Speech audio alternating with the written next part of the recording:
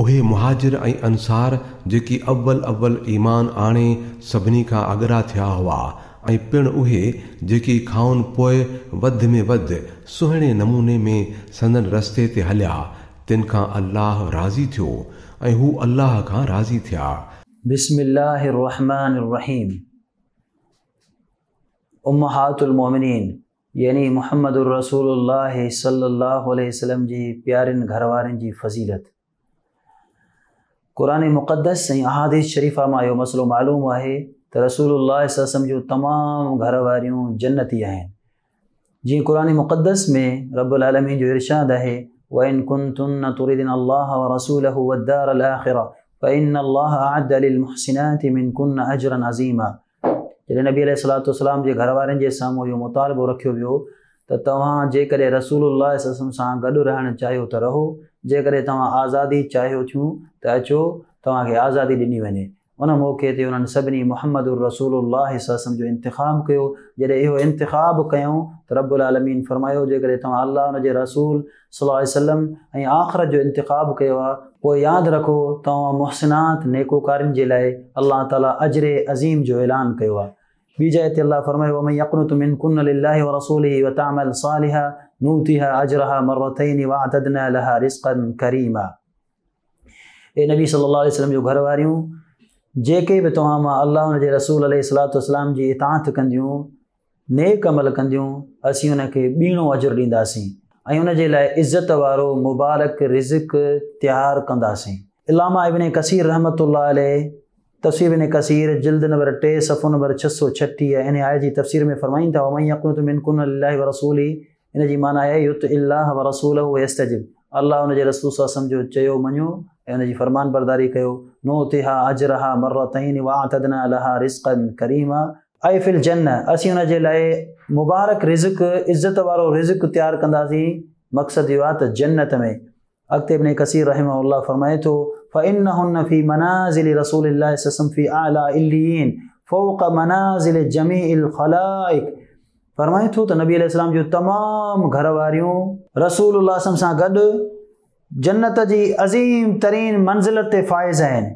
Fill वसीला, उहो मक़ाम वसीला जेको रसूलुल्लाह सल्लल्लाहु अलैहि वसल्लम खे अल्लाह ताला ॾिनो आहे, मक़ाम महमूद, उते नबी अलैहिस्सलातु वस्सलाम सां गॾु हूंदियूं नबी अलैहिस्सलातु वस्सलाम जूं घर वारियूं। ऐं ॿिए नंबर ते अल्लाह ताला नबी अलैहिस्सलातु वस्सलाम जी घर वारनि खे जंहिं अज़ीम तरीन लक़ब सां नवाज़ियो आहे, अहिड़ो शरफ़ ऐं शान वारो लक़ब कंहिं बि ज़ात खे नथो मिली सघे। उहो लक़ब इहो आहे, अन्नबिय्यु औला बिल मुअमिनीन मिन अनफुसिहिम व अज़वाजुहु उम्महातुहुम। अल्लाह फरमाए थो, मुंहिंजो नबी सल्लल्लाहु अलैहि वसल्लम मोमिननि खे जाननि खां, पंहिंजे नफ़्सनि खां वधीक प्यारो ऐं महबूब हूंदो आहे। व अज़वाजुहु उम्महातुहुम, नबी अलैहिस्सलातु वस्सलाम जो तमामु घर वारियूं मोमिननि जूं अम्मड़ूं आहिनि, माइरूं आहिनि। सूरतुल अहज़ाब आयत नंबर 6। अहिड़ी रीति नबी अलैहिस्सलातु वस्सलाम जो घर वारियूं अहले बैत जे अंदरि दाख़िल आहिनि। क़ुरान मुक़द्दस जे अंदरि इरशाद आहे, सूरतुल अहज़ाब आयत नंबर 33, वक़रन फ़ी बुयूतिकुन्न वला तबर्रजन तबर्रुजल जाहिलियतिल ऊला वअक़िमन अस्सलात व आतीन ज़कात। ए नबी सल्लल्लाहु अलैहि वसल्लम जो घर वारियूं, तव्हां पंहिंजे घरनि में रहो। जाहिलियत जे ज़माने में जीअं ज़ेबो ज़ीनत ऐं सींगार कयो वेंदो हो, ईअं तव्हां न कजो। वाक़िमन अस्सलात, निमाज़ खे क़ाइमु कयो, ज़कात खे अदा कयो। वातिअन अल्लाह व रसूल, अल्लाह उन जे रसूल अलैहिस्सलातु वस्सलाम जो चयो मञो। अल्लाह ताला ऐं उन जे रसूल अलैहिस्सलातु वस्सलाम जे ॿुधायल फ़रमाननि जे मुताबिक़ ज़िंदगी गुज़ारियो। हीउ हुकुम रब तव्हांखे छा जे लाइ पियो ॾे? अॻिते अल्लाह ताला फ़रमाए थो, इन्नमा युरीदुल्लाहु लियुज़हिब अन्कुम रिज्स अहलल बैत।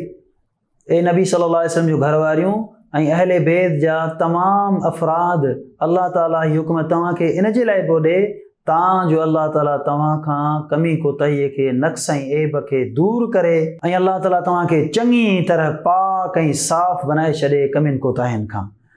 इब्न कसीर रहमतुल्लाह अलैह फरमाइनि था इन आयत जी तफ़सीर में, वहाज़ा नस्सुन फ़ी दुख़ूल अज़वाज नबी सल्लल्लाहु अलैहि वसल्लम फ़ी अहले बैत हा हुना।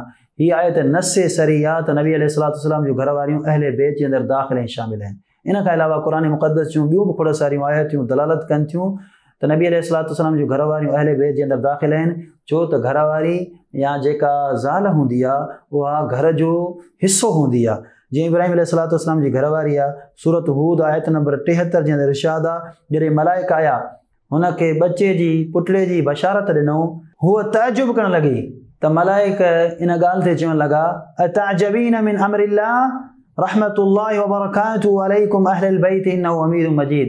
अल्लाह जी बानी तोखे अल्लाह ताला जे हुक्म जे मथां ताजुब थो थिए, अल्लाह ताला जूं तव्हांजे मथां रहमतूं ऐं बरकतूं हुजनि ए अहले बैत जा अफ़राद।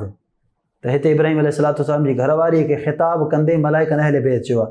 अहिड़ी रीति सूरत ताहा आयत नंबर 10 जे अंदरि इरशाद आहे मूसा अलैहिस्सलाम जॾहिं पंहिंजे घरवारनि खे वठियो वञनि पिया, घरवारी साण इज़रा नारन फ़क़ाल लिअहलिही उमकुसू इन्नी आनस्तु नारा, पंहिंजे घरवारनि खे चवणु लॻा, उन में घरवारी मौजूदु आहे, हिते वेहो मूं बाहि ॾिठी आहे, वञा तव्हांजो टांडो खणी अचां, तव्हां बाहि ॿारियो ऐं हथ सेकियो, पंहिंजे जिस्म खे गरम कयो, छो त सर्दीअ जी सीअ जी मौसम हुई। इन जे करे मूसा अलैहिस्सलाम पंहिंजे घरवारनि खे जेके जुमिला चया हुए क़ुरान मुक़द्दस जे अंदरि मौजूदु आहिनि, त उते हज़रत मूसा अलैहिस्सलाम जिन अहल जा लफ़्ज़ इस्तेमालु कया आहिनि। इन दलील मां साबित थियो त नबी अलैहिस्सलाम जूं घरवारियूं अहले बैत जे अंदरि दाख़िल आहिनि, उम्महातुल मोमिनीन तमामु मोमिननि जूं अम्मड़ूं आहिनि ऐं जन्नती इंसान आहिनि। सभिनी जी इज़त करणु, सभिनी जी ताज़ीम करणु असांजी ज़िम्मेदारी आहे। वस्सलामु अलैकुम वरहमतुल्लाहि वबरकातुहू। सब्सक्राइब करियो ऐं बेल आइकन ते क्लिक करियो त जीअं असांजी हर नई वीडियो जो नोटिफिकेशन मिले।